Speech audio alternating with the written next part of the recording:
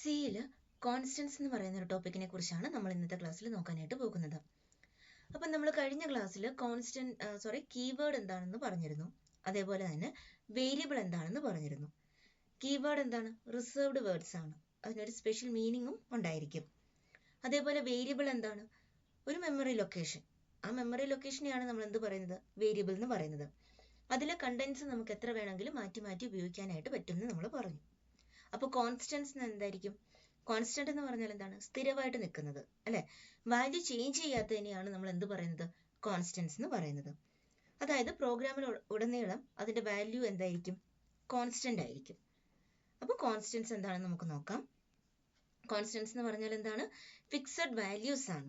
That do not change during the execution of a program. പ്രോഗ്രാമിന്റെ ഇടയ്ക്ക് value change ചെയ്യാത്ത രീതിയിലുള്ള ഫിക്സഡ് വാല്യൂസ്, അതിനെയാണ് നമ്മൾ എന്ത് പറയുന്നത്?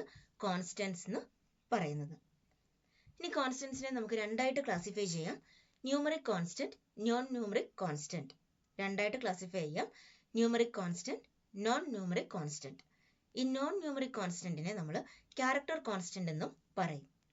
ഇപ്പൊ ന്യൂമറിക് കോൺസ്റ്റന്റ് ഉണ്ട്, ക്യാരക്ടർ കോൺസ്റ്റന്റും ഉണ്ട്. ക്യാരക്ടർ കോൺസ്റ്റന്റ് എന്ന് ഉപയോഗിക്കാം, അല്ലെങ്കിൽ നോൺ ന്യൂമറിക് കോൺസ്റ്റന്റ് എന്ന് വേണമെങ്കിലും ഉപയോഗിക്കാം.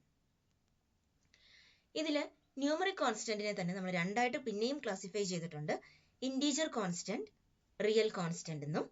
ക്യാരക്ടർ കോൺസ്റ്റന്റിനെ പിന്നെയും നമ്മൾ രണ്ടായിട്ട് ക്ലാസിഫൈ ചെയ്തിട്ടുണ്ട്. സിംഗിൾ ക്യാരക്ടർ കോൺസ്റ്റന്റ് എന്നും സ്ട്രിംഗ് ക്യാരക്ടർ കോൺസ്റ്റന്റ് എന്നും തിരിച്ചിട്ടുണ്ട്. ഇതാണ് കോൺസ്റ്റന്റും അതിന്റെ ക്ലാസിഫിക്കേഷൻസും. കോൺസ്റ്റന്റ് ഉണ്ട്. കോൺസ്റ്റന്റിൽ എന്തുണ്ട്? ന്യൂമറിക് കോൺസ്റ്റന്റ് ഉണ്ട്, ക്യാരക്ടർ കോൺസ്റ്റന്റ് ഉണ്ട്. ന്യൂമറിക് കോൺസ്റ്റന്റിനെ തന്നെ രണ്ടായിട്ട് ക്ലാസിഫൈ ചെയ്തിട്ടുണ്ട്.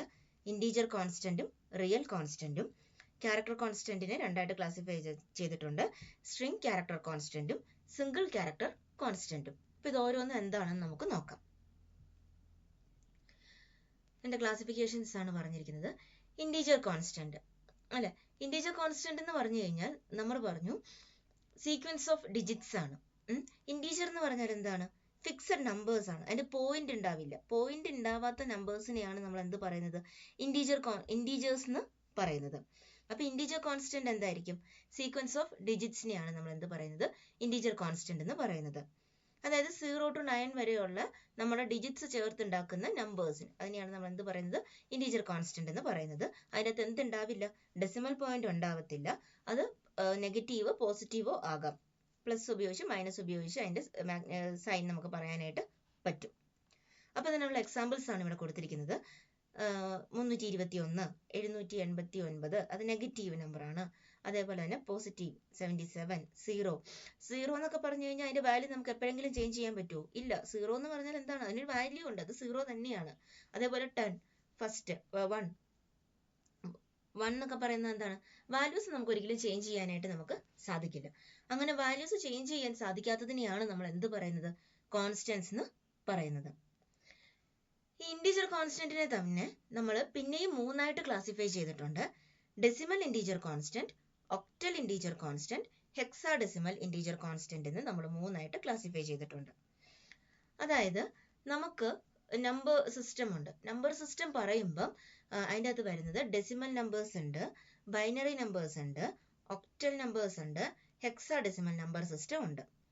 നമ്മൾ സാധാരണ യൂസ് ചെയ്യുന്നത് ഏതാണ്? ഡെസിമൽ നമ്പർ സിസ്റ്റം ആണ്. അപ്പൊ ഡെസിമൽ ഇൻറ്റീജേഴ്സിൽ നമുക്ക് 0 to 9 വരെയുള്ള എല്ലാ ഡിജിറ്റ്സും ഉപയോഗിക്കാം. അതിന്റെ കോമ്പിനേഷൻസും നമുക്ക് ഉപയോഗിക്കാനായിട്ട് പറ്റും.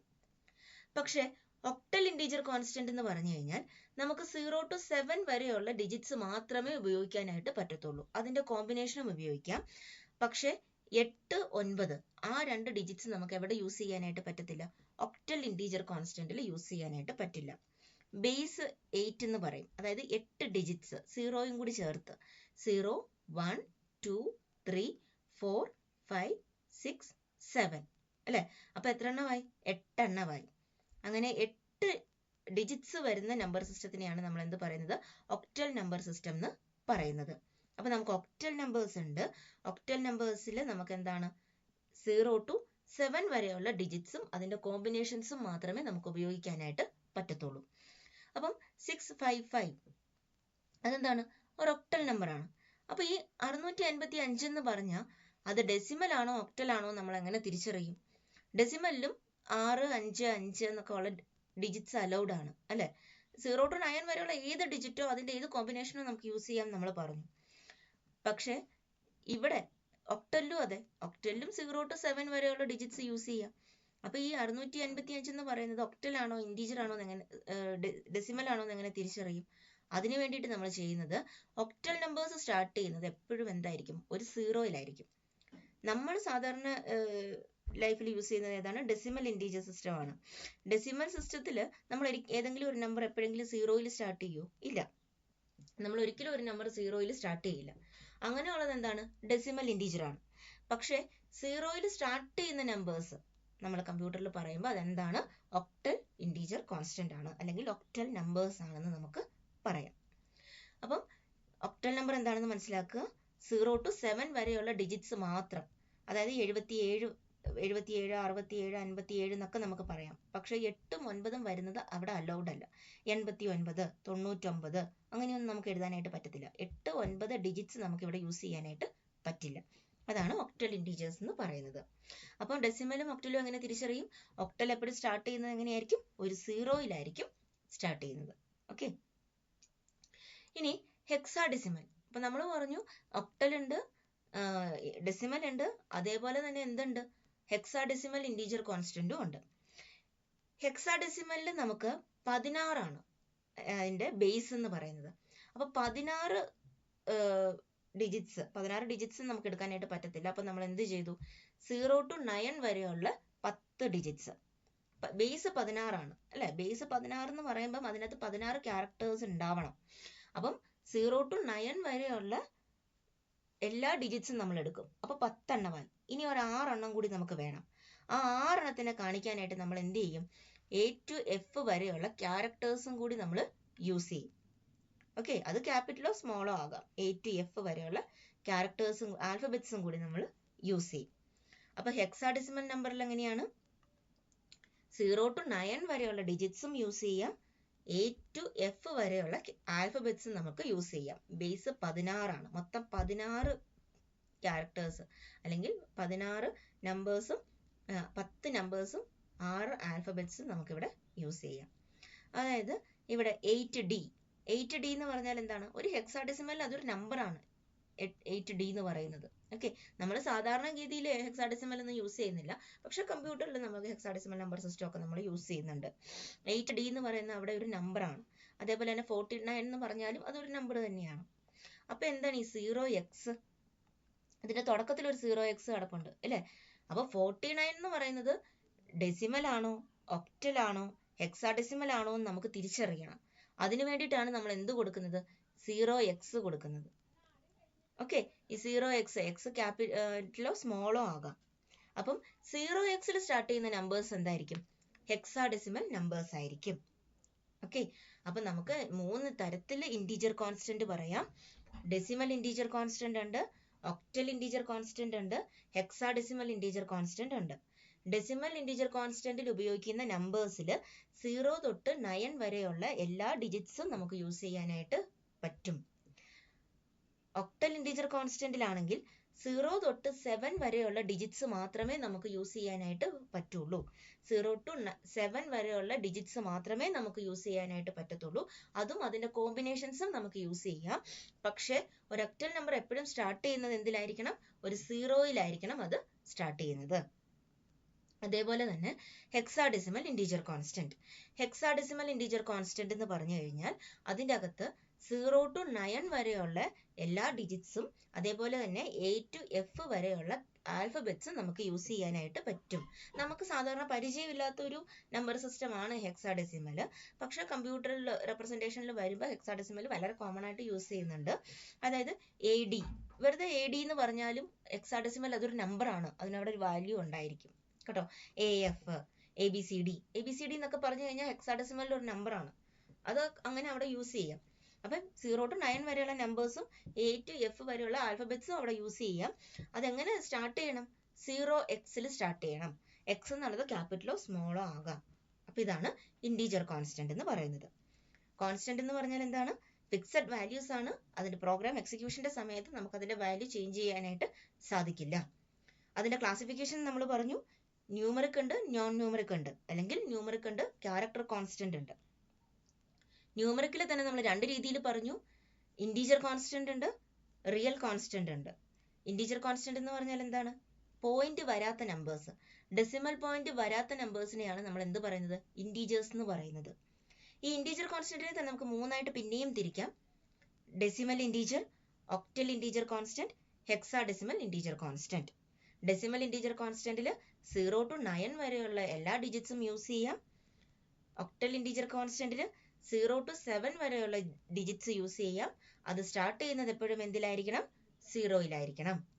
ഹെക്സാഡെസിമൽ ഇൻറ്റീജർ കോൺസ്റ്റന്റിൽ 0 to 9 വരെയുള്ള ഡിജിറ്റ്സും A to F വരെയുള്ള ക്യാരക്ടർ ആൽഫബറ്റ്സും യൂസ് ചെയ്യാം. അത് സ്റ്റാർട്ട് ചെയ്യുന്നത് എപ്പോഴും എന്തിലായിരിക്കണം? 0x-ലായിരിക്കണം അത് സ്റ്റാർട്ട് ചെയ്യേണ്ടത്.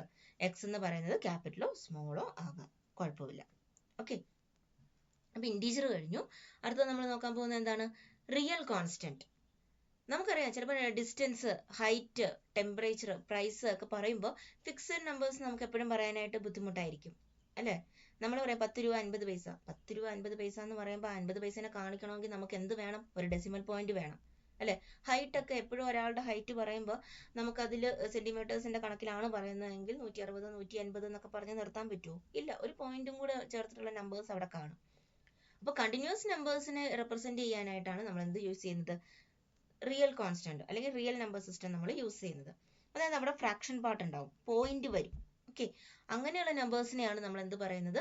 റിയൽ നമ്പേഴ്സ് അല്ലെങ്കിൽ ഫ്ലോട്ടിംഗ് പോയിന്റ് നമ്പേഴ്സ് എന്ന് പറയുന്നത്. ഇപ്പം നമ്മൾ പറയുന്ന കോണ്ടെക്സ്റ്റിലാണെങ്കിൽ റിയൽ കോൺസ്റ്റന്റ് അല്ലെങ്കിൽ ഫ്ലോട്ടിംഗ് പോയിന്റ് കോൺസ്റ്റന്റ് എന്ന് പറയും. കോൺസ്റ്റന്റ് ആണ്, വാല്യൂ ചേഞ്ച് ചെയ്യാനായിട്ട് പറ്റില്ല. അപ്പൊ റിയൽ കോൺസ്റ്റന്റ് റിയൽ എന്നും പറയും, ഫ്ലോട്ടിംഗ് പോയിന്റ് എന്ന് നമ്മൾ പറയും കേട്ടോ. അപ്പം real constant is A sequence of digits with a decimal point. ഒരു ഡെസിമൽ പോയിന്റ് വരുന്ന ഡിജിറ്റ്സിനെയാണ്, സീക്വൻസ് ഓഫ് ഡിജിറ്റ്സിനെയാണ് നമ്മൾ എന്ത് പറയുന്നത്? റിയൽ കോൺസ്റ്റന്റ് എന്ന് പറയുന്നത്. ഇവിടെ വേറെ ക്ലാസിഫിക്കേഷൻ ഒന്നുമില്ല, നമ്മൾ പറയുന്നില്ല, റിയൽ കോൺസ്റ്റന്റ് എന്ന് മാത്രമേ നമ്മൾ പറയുന്നുള്ളൂ. അപ്പൊ ഇതൊരു റിയൽ കോൺസ്റ്റന്റിന് എക്സാമ്പിൾ ആണ് 0.00876. പിന്നെ അടുത്തത് പോസിറ്റീവോ നെഗറ്റീവോ ആകാം, കുഴപ്പമില്ല. അപ്പൊ -0.456. അതേപോലെ തന്നെ 543.78. ഇങ്ങനെയൊക്കെ പറയുന്ന നമ്പേഴ്സ് ആണ് എന്ത് പറയുന്നത്? റിയൽ കോൺസ്റ്റന്റ്സ് എന്ന് പറയുന്നത്. അപ്പൊ ഇൻറ്റീജർ റിയലും തമ്മിലുള്ള വ്യത്യാസം ഇത്രേ ഉള്ളൂ. ഇൻറ്റീജർ എന്ന് പറഞ്ഞാൽ എന്താണ്? ഡെസിമൽ പോയിന്റ് വരാത്ത നമ്പേഴ്സ് ആണ് ഇൻറ്റീജേഴ്സ്.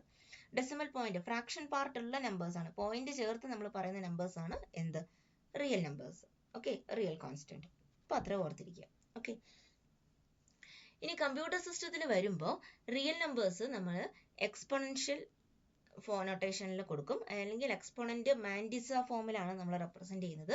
അതും കൂടി ഒന്ന് അറിഞ്ഞിരിക്കുക. അതായത് 289.45 എന്ന് പറയുമ്പോൾ ഇങ്ങനെ തന്നെ കമ്പ്യൂട്ടറിൽ പറയില്ല. നമ്മൾ അതൊരു 10ന്റെ പവർ, ഒരു 10ന്റെ പവർ ചേർത്താണ് നമ്മളത് കമ്പ്യൂട്ടറിൽ റെപ്രസെന്റ് ചെയ്യുന്നത്. ജസ്റ്റ് ഒന്ന് അറിഞ്ഞിരിക്കാൻ വേണ്ടി പറയുന്നതേ ഉള്ളൂ. ഇതൊരിപ്പോഴും നമ്മൾ റെപ്രസെന്റ് ചെയ്യുന്നത് എങ്ങനെയായിരിക്കും? ഒരു 10ന്റെ പവർ വെച്ചിട്ടായിരിക്കും നമ്മൾ പറയുന്നത്. അതായത് ഈ നമ്പർ ഇപ്പം 2.8945 into 10⁻². ഈ നമ്പർ ഈ സൈഡിൽ കാണിച്ചിരിക്കുന്നത് 2.8945 into 10⁻². ആ രീതിയിലായിരിക്കും നമ്മൾ റെപ്രസെന്റ് ചെയ്യുന്നത്. 10⁻² എന്ന് കാണിക്കാനാണ് ഇവിടെ E2 എന്ന് കൊടുക്കുന്നിരിക്കുന്നത്. ഓക്കെ, അത് എക്സ്പോണൻഷ്യൽ നൊട്ടേഷൻ ആണ്. E2 എന്ന് പറഞ്ഞാൽ എന്താണ്? ഈ കിട്ടുന്ന നമ്പറിനെ 10⁻² കൊണ്ട് മൾട്ടിപ്ലൈ ചെയ്യുക. അപ്പൊ 10⁻² കൊണ്ട് മൾട്ടിപ്ലൈ ചെയ്യുമ്പോൾ നമുക്ക് എന്ത് കിട്ടും? 100 എന്ന് കിട്ടും അല്ലെ? അപ്പൊ ഈ നമ്പറിനെ, ഈ കാണുന്ന നമ്പറിനെ 100 കൊണ്ട് മൾട്ടിപ്ലൈ ചെയ്താൽ എന്തായിരിക്കും? പോയിന്റ് ഈ ഇവിടെ കിടക്കുന്ന ഡെസിമൽ പോയിന്റ് 2 പൊസിഷൻ അങ്ങോട്ടേക്ക് റൈറ്റിലേക്ക് ഷിഫ്റ്റ് ചെയ്യും. ഇപ്പൊ 2 വാല്യൂ സെയിം ആയിരിക്കും. ഓക്കെ, ഒന്ന് അറിഞ്ഞു വെക്കാൻ പറഞ്ഞെന്ന് മാത്രമേ ഉള്ളൂ. കൺഫ്യൂഷൻ ഉണ്ടെങ്കിൽ ആ പോർഷൻ അങ്ങ് വിട്ടേക്കുക. നമ്മൾ ഈ കാണുന്ന നമ്പേഴ്സ് ഡയറക്റ്റ് ആയിട്ട് നമ്മൾ കമ്പ്യൂട്ടറിൽ റെപ്രസെന്റ് ചെയ്യത്തില്ല. റെപ്രസെന്റ് ചെയ്യുന്നത് എങ്ങനെയായിരിക്കും? എക്സ്പോണൻഷ്യൽ ഫോമിൽ നൊട്ടേഷൻ ആയിരിക്കും. എക്സ്പോണൻഷ്യൽ നൊട്ടേഷൻ എന്ന് പറഞ്ഞു കഴിഞ്ഞാൽ ഇത്ര ആയിരിക്കുക, ഒരു 10⁻², ആ ഒരു ഫോമാറ്റിലായിരിക്കും നമ്മൾ കൊടുക്കുന്നത്. അതിന് മാൻഡിസ, എക്സ്പോണന്റ് എന്നൊക്കെ നമ്മൾ പറയും. അപ്പൊ ഈ നമ്പർ ആണെങ്കിൽ ഇതിൽ ഈ കാണുന്ന പോർഷൻ 2.8945 എന്ന് പറയുന്നതാണ് മാൻഡിസ. e⁻² ഇല്ലേ, 10ന്റെ പവർ ആയിട്ട് നമ്മൾ എഴുതുമെന്ന് പറഞ്ഞില്ലേ, അതാണ് എക്സ്പോണന്റ്. അറിഞ്ഞിരുന്നാൽ മാത്രം മതി. ഓക്കെ, അതായത് 10ന്റെ ഒരു പവർ ആയിട്ടായിരിക്കും നമ്മൾ അതിനെ റെപ്രസെന്റ് ചെയ്യുന്നത്. അത്രമാത്രം ഒന്ന് ഓർത്തിരുന്നാൽ മതി.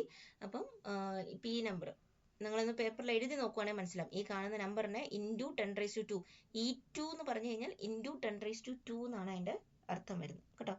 അപ്പോൾ ഈ കാണുന്ന നമ്പറിനെ 10⁻² കൊണ്ട് മൾട്ടിപ്ലൈ ചെയ്യുവാണെങ്കിൽ നമുക്ക് ഈ നൊട്ടേഷൻ തന്നെ കിട്ടും. അപ്പം അങ്ങനെ ഒരു റെപ്രസെന്റേഷനിലാണ് നമ്മൾ കമ്പ്യൂട്ടറിൽ യൂസ് ചെയ്യുന്നത്. അതിന് മാൻഡിസ എക്സ്പൊണന്റ് ഫോം എന്ന് പറയും. അത് റിയൽ നമ്പറോ ഇൻറ്റീജർ നമ്പറോ എന്ത് വേണമെങ്കിലും ആവാം മാൻഡിസ. അതിൽ പോയിന്റ് വരണം ഒരു നിർബന്ധവും ഇല്ല. പോയിന്റ് ഇല്ലാത്ത നമ്പർ വേണമെങ്കിലും മാൻഡിസ ആകാം. എക്സ്പൊണന്റ് എന്ന് പറയുന്നത് എപ്പോഴും ഒരു ഇൻറ്റീജർ നമ്പർ ആയിരിക്കണം. ലെറ്റർ ഇ എന്നുള്ളത് ലോവർ കേസിലോ അപ്പർ കേസിലോ നമുക്ക് എഴുതാം. 10ന്റെ പവർ ആയിട്ട് നമ്മൾ പറയുന്നു എന്ന് മാത്രമേ അവിടെ ഉദ്ദേശിക്കുന്നുള്ളൂ. Okay.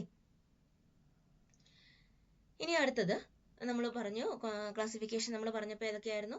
Numeric constant, character constant പറഞ്ഞു. ന്യൂമറിക്കിൽ നമ്മൾ എന്തൊക്കെ പറഞ്ഞു? ഇൻറ്റീജർ കോൺസ്റ്റന്റ്, റിയൽ കോൺസ്റ്റന്റ് ഒക്കെ നമ്മൾ പറഞ്ഞു. ഇനി അടുത്ത് നമ്മൾ പഠിക്കാൻ പോകുന്ന ക്യാരക്ടർ കോൺസ്റ്റന്റ് ആണ്. ക്യാരക്ടർ കോൺസ്റ്റന്റിൽ നമ്മൾ ആദ്യം നോക്കാൻ പോകുന്നത് സിംഗിൾ ക്യാരക്ടർ കോൺസ്റ്റന്റ് ആണ്.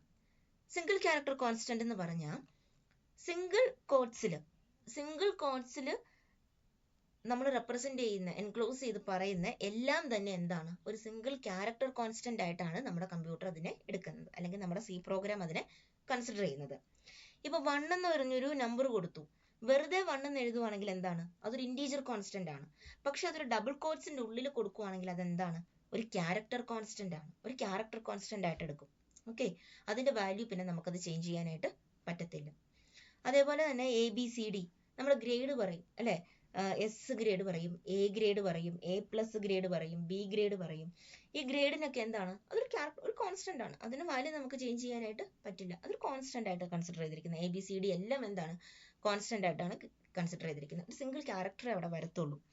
അപ്പോൾ ഒരു സിംഗിൾ ക്യാരക്ടർ കോൺസ്റ്റന്റ് കാണിക്കാനായിട്ട് നമ്മൾ വേരിയബിളിന്റെ പേര് പറഞ്ഞു അല്ലെ?